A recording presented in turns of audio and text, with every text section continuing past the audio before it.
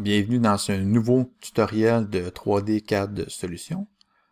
Aujourd'hui, on va regarder les différents modes d'affichage et la gestion de l'affichage dans un assemblage. Donc ici, on peut voir un moule d'injection plastique qui est partiellement affiché. Donc on peut regarder, on a des sous-assemblages, on a des composantes, on a des composantes qui proviennent de la toolbox. Donc on a beaucoup de choses.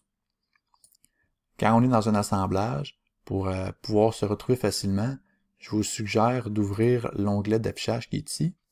Là, on va voir 4 options différentes. Donc, on a caché, afficher la composante, on a le mode d'affichage, on a la couleur et on a la transparence. Donc, si on parcourt ici notre arbre de fonctionnalité, on peut voir les différentes composantes du premier sous-assemblage. Là, on peut voir que certaines composantes ont des icônes différents pour illustrer des états différents. Donc, quand on parcourt ici, lorsque ma pièce est blanche plutôt que jaune, ça veut dire que ma pièce est cachée. Donc, en cliquant dessus, on peut faire réapparaître la composante. Donc, même chose pour ici. Là, on voit que la couleur a été changée. Donc, si je clique sur l'apparence, je peux aller modifier la couleur de ma composante et confirmer le changement de couleur. Même chose ici pour la transparence. Si on regarde les différentes composantes, là ici, ma plaque de support dans mon moule est en transparence. Donc là, je peux aller là, changer d'état.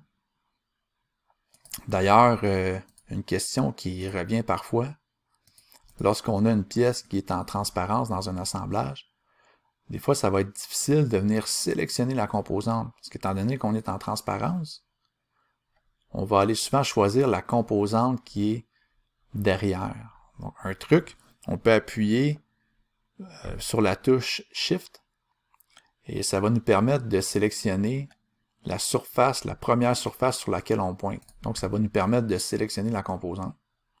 Et là, ici, après ça, on va pouvoir aller changer son état, soit dans le menu ou plus simplement en cliquant sur le bouton droit de la souris et en allant modifier la transparence dans le menu dynamique qui apparaît à droite.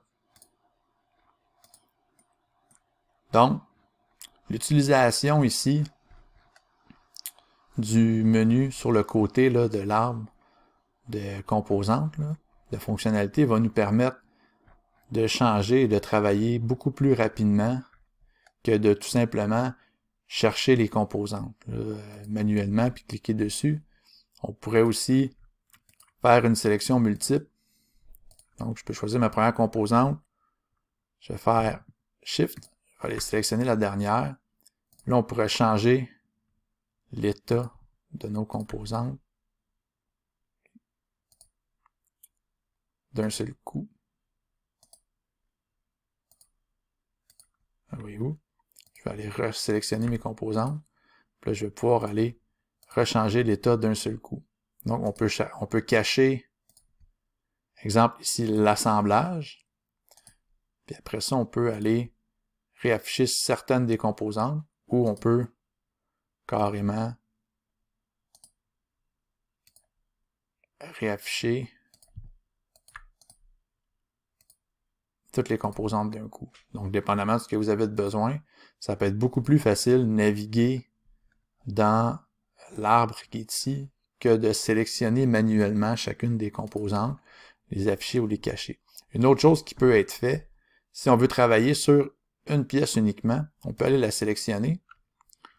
Disons, je vais aller sélectionner ma plaque ici, rouge, ma plaque mâle. Je vais aller cliquer sur le bouton droit de la souris, puis on a la possibilité de faire isoler.